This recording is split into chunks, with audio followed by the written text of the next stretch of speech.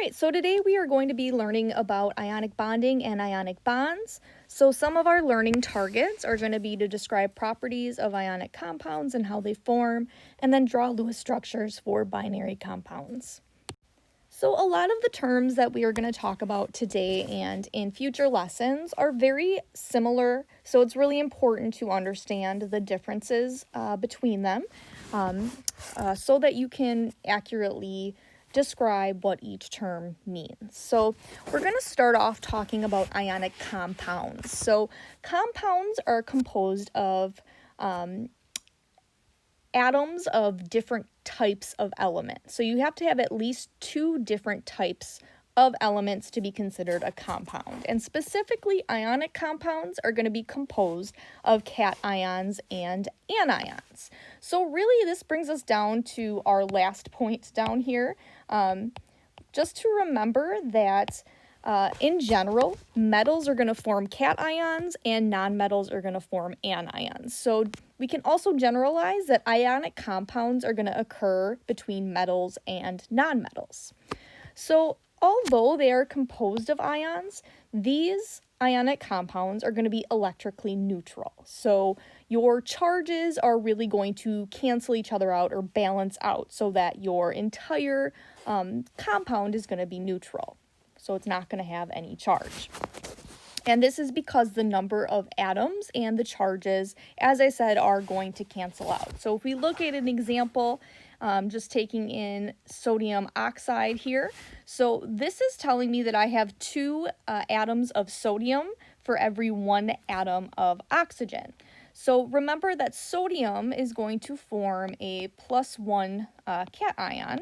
So it's going to lose an electron and form a +1 cation. So I drew my two sodiums here. Each of them is going to have a +1 charge. Oxygen is going to gain 2 electrons and have a -2 charge. So you can see that our positives are going to cancel out our negatives and that this compound is going to be electrically neutral. Now, with ionic bonds, the electrostatic forces that hold these ions together, which are the ionic bonds, are due to these charges.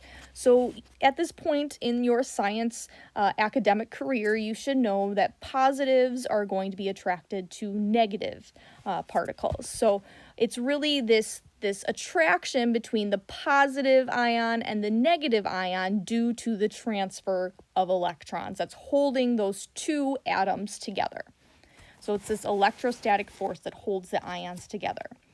And generally, if it's ionic, we say that the electronegativity difference is going to be about 1.8 or higher. And we're going to get into that when we talk a little bit more about covalent compounds, but it's just something to note that electronegativity difference is relatively large with ionic compounds. So it's really telling us, remember, electronegativity is how bad an atom wants electrons. It's really telling us that one of these atoms in the bond really wants the electron more, so it's going to completely transfer and take that electron from your metal. And it's due to the transfer of electrons, as I said, that we have these definite positive and negative charges, and it's really that electrostatic force from the charge that's holding those two atoms together. And then just keeping in mind that ionic, if it's composed of cations and anions, it's going to be metals and nonmetals. All right, so representation of ionic compounds. So in nature, generally ionic compounds are going to exist as this endless repeating lattice of ions, which is going to be dependent upon the size of the solid. So a lattice is going to be like these repeating sequences over and over and over again until you get to the edge of your crystal. All right, so it really how many of those is really determined by how large your crystal or your solid is. So we kind of make this a little bit easier on ourselves by using this thing called the formula unit. So the formula unit is going to be representing the lowest whole number ratio of ions in an ionic compound. For this example, sodium chloride, so this is just table salt, right? Sodium chloride we have a 1-to-1 ratio. So this technically, this Na and this Cl would be a formula unit. It's representing the lowest whole number ratio of ions in your ionic compound. And obviously we can write the formula for that then, because we have one of each. And remember that your metal is always going to go first in your formula. Speaking of the chemical formula, remember that that's showing the number of atoms of each element in the smallest representative unit of a substance. So basically, it's a way for us to show what the formula unit is. And since we have one of each, keep in mind that we do not put subscripts when we have one. By leaving the subscript out, it is representing that we have one of each of these. For another example, so that was for NaCl, you have one Na plus ion to each Cl minus ion. If I'm talking about magnesium chloride, all right, I would have one magnesium, which has a +2 charge, for every 2 chlorines. So we already did naming and writing formulas, but this has a +2 charge. My Cl has a -1 charge. So then I would switch their charges to get my subscripts of MgCl2. So the lowest whole number ratio that's represented by magnesium chloride is that you have 1 magnesium for every 2 chlorines. So you're going to have double the amount of chlorines than you would the magnesium. So basically, these ionic compounds are going to be made of formula units.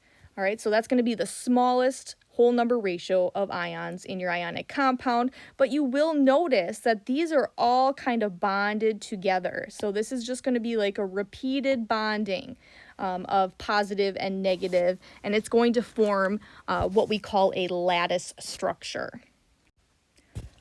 So some properties of ionic compounds. So ionic compounds are going to be made with ionic bonds, so those positive and negative charges.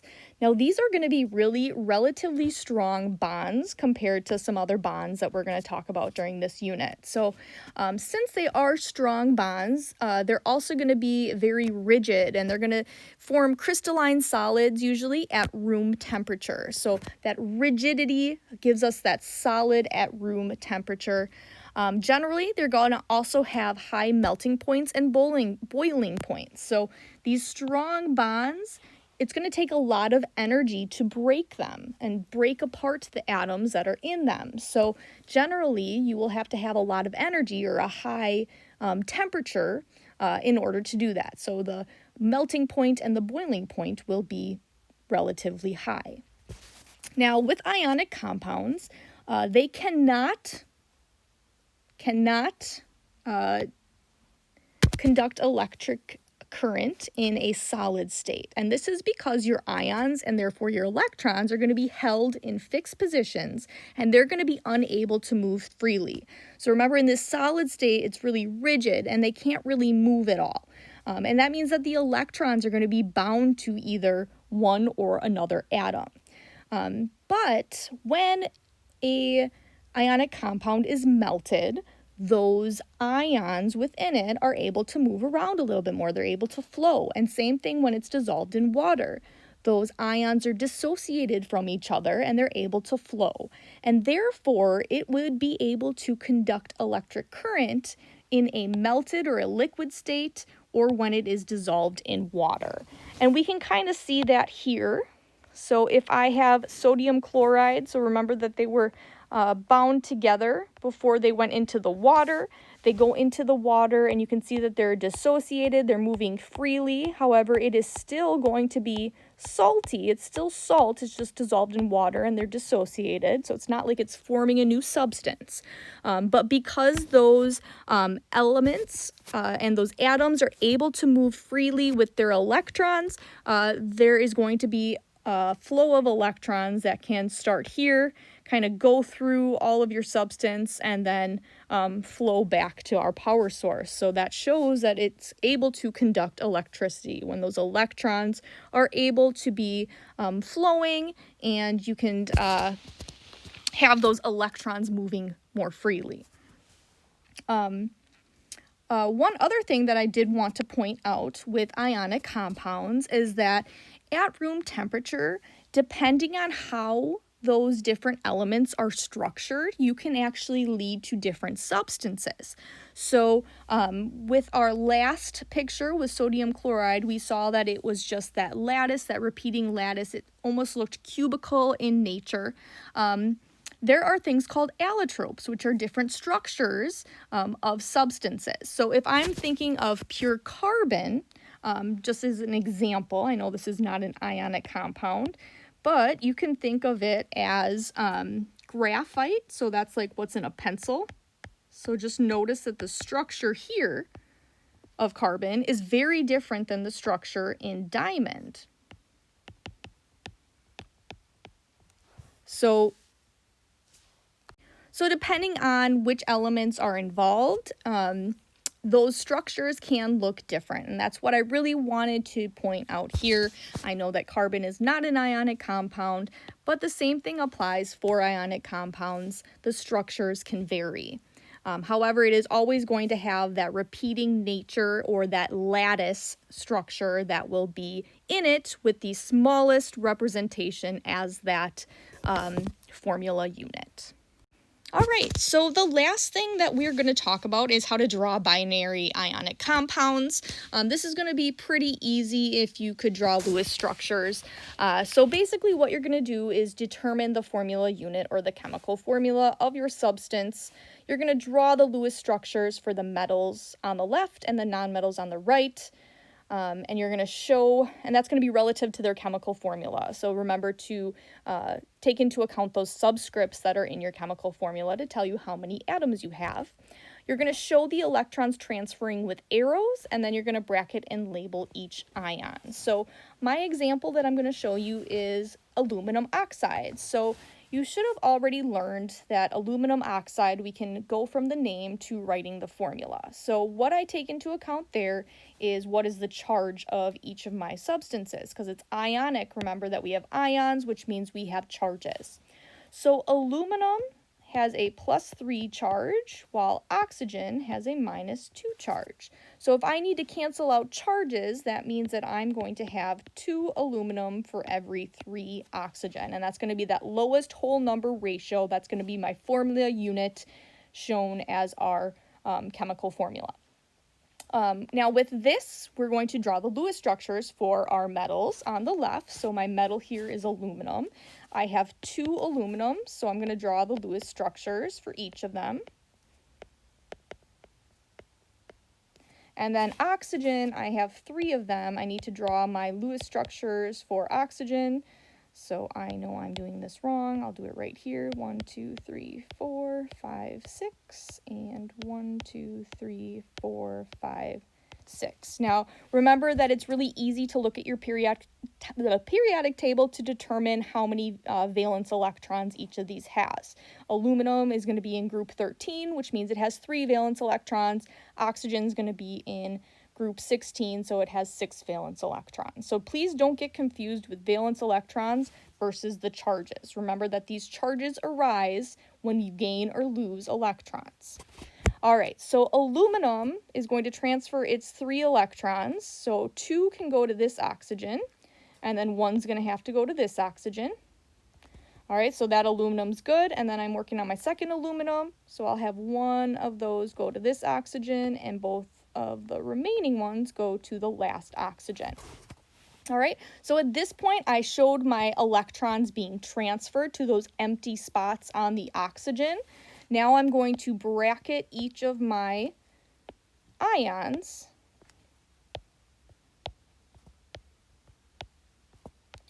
And then I'm going to put the charge next to them. So each of these oxygens is going to have a -2 charge because each of them gained 2 electrons. So remember, when you're gaining electrons, you become more negative. And then with my aluminum, I lost 3 electrons for each of these. So each of these will have a +3 charge. And then you should notice that the charges on the left balance out with the charges on the right. So we have a +6 basically on this side, and we have -6 on this side. That cancels out to make our neutral ionic compound of aluminum oxide.